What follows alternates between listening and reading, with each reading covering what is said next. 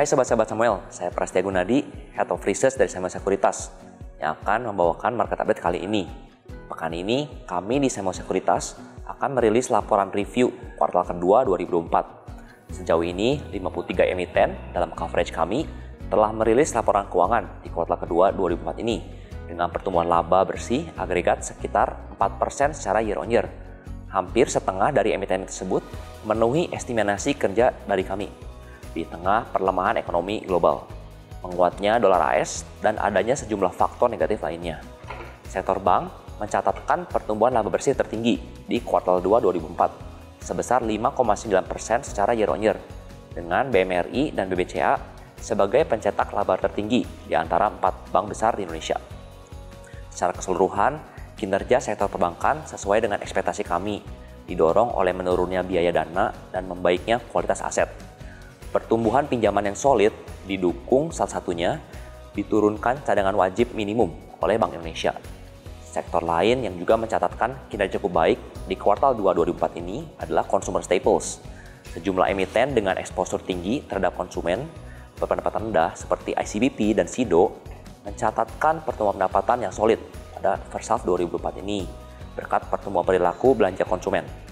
Sementara itu, kinerja sektor telekomunikasi di kuartal 2 2004 relatif sesuai dengan estimasi, didukung oleh pertumbuhan lalu lintas darat.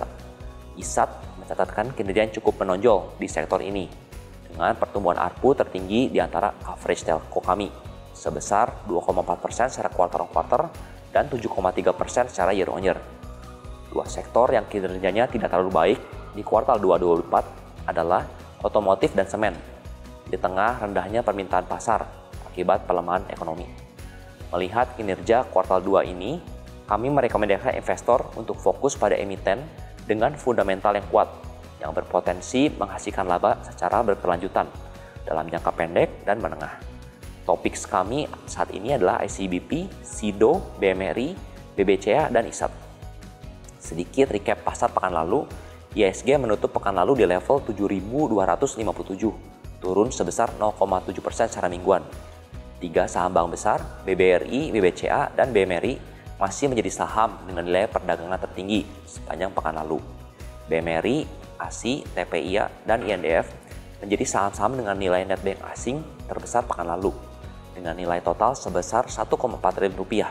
Sementara itu, BBRI, BBCA, Aman, dan Akra mencatatkan net asing terbesar pekan lalu dengan nilai total mencapai 940 miliar rupiah.